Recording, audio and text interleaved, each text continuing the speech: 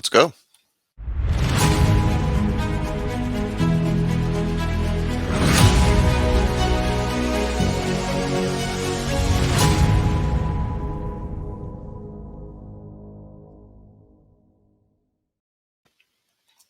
Welcome to Trust the Profits. I'm the Formula here, and we're going to be talking about the Lucas Stakes today. We're going to be giving you a preview of that race that is going to be going on this weekend, October 1st at Churchill Downs. Right now, I'm giving you the 926 outlook, the September 26 outlook. We're a few days away. We don't have the final card in yet. We've got probables, possibles, nominations. It is a race at Churchill Downs. It's a G2, 9 furlongs on dirt, and we have 6 horses in consideration as of right now. Obviously, not the final field. Jockeys that I'm noting here have historically run with these horses. However, they may not be the jockeys when it finally comes down to it. Let's get started. So at the top, I've got Hot Rod Charlie. Most recently, he finished third in the Whitney behind Life is Good and Happy Saver. Lost by a head, Happy Saver for that second place. He was the winner of the 2021 Pennsylvania Derby, not the one that we just recently had, but the one in 2021, and the Al Maktoum Challenge, a G2 race in 2022. So he's got a couple recent wins. It's second at the Dubai World Cup to Country Grammar. He's always threatening for the win, but often falling short. He's a horse that, a lot of people are looking at Zandon, especially in this last Pennsylvania Derby, saying he can't win. I've heard a lot of people compare him to Midnight Bourbon. I like to compare him to Hot Rod Charlie. Maybe that is higher praise, but again, Hot Rod Charlie's not a horse that has won that often. He does have a few wins here and there. I do think this race sets up perfectly for him. The next horse up is the horse that he came in second place, came in third place to at the Whitney, Happy Saver. So he's got 3 races in 2022. He's come in second place in all 3 races. Most recently, second at the Whitney, as I mentioned before. He was 2 lengths behind Life is Good there. Then he ran second at the Metropolitan behind Flightline, who didn't run second to Flightline. 6 lengths behind. And then he ran second to Olympiad at the Alashiba, 2.5 lengths behind. So he's had some stiff competition this year. He's run in races where he has faced some of the best horses in the world and come in second place. He hasn't won since he ran an allowance race in May of 2021 at Belmont. And before that, his last stakes victory was in 2020 at the Jockey Club Gold. So 2 years ago for that. Started off his career, 5 straight wins, looked like an unbeatable horse, but since then has come in second and third. Rich Strike. We talked at length about Rich Strike. 9 races, 2 wins. Maybe that's up to 10 now if I didn't count the last one he was in.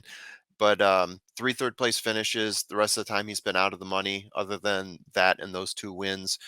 Um, Followed the Kentucky Derby at Belmont Stakes with a 6th place finish, making up 2 spots from 8th place, but still not looking impressive. I will say at the Travers, he did rebound, at least in my opinion. He finished along with Cyberknife and Zandon, so he more or less put himself in that class. He's a closer with the perfect ride and the perfect setup. He won the Derby. It's unlikely to happen again, unlikely with this group. I think at best he probably finishes third here. And based on the drop off in talent, I think it's very likely he could finish in third, but I would not expect him to threaten for the win.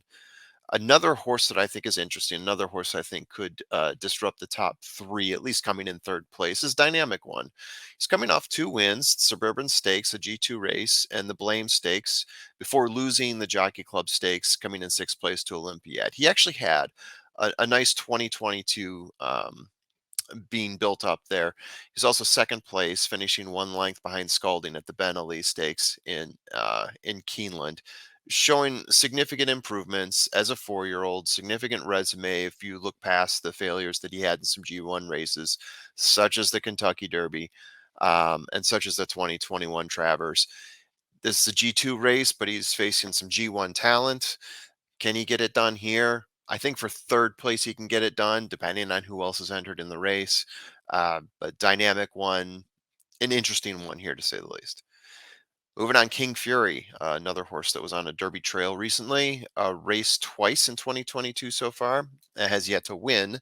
Ran third at the Larned Stakes and ran 8th at the Kentucky Cup Classic. That's Turfway Park. In the Larned, he was 2 lengths back from Twilight Blue and Intrepid Heart. His last win was in September of 2021 at Churchill Downs for the Bourbon Trail Stakes, finishing 13 lengths ahead of the competition. But really, when you look at his G1 and G2 record, it's spotty at best. Maybe a third place finish here, fifth place finish. Has yet to really be successful when he gets into these larger, heavier competition races.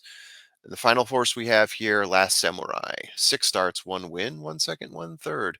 The win coming at Oaklawn, at the Oaklawn Handicap in April, going 9 furlongs, beating Fearless by 4 lengths, the final time of 149. Looked fairly good there. Since then, though, he's been outmatched. So the Stephen Foster, he came in seventh place in a race that Olympiad won, finishing below Mandaloun, American Revolution, and a cast of others. Then he ran in the Charlestown Classic, finishing fifth to Art Collector. These are both G2 races, both races where he looked completely outclassed, even more so than I can say about King Fury, the previous horse we talked about. I would expect Last Samurai to be the last horse in the race. So, what does that give us? Anything else we got left here? No, nothing at all. That's right, you get nothing and like it. So, moving on, what are we expecting to play here? I think I'm going to take Hot Rod Charlie for the win. I know Happy Saver did nose him out, head him out, beat him last time they faced each other. But I do think Hot Rod Charlie is going to rebound here for the win. We don't know the odds at the time. We don't know who's going to have the advantage in odds over between Hot Rod Charlie and Happy Saver. I expect Hot Rod Charlie will be the morning line favorite, but it could be tight between those two.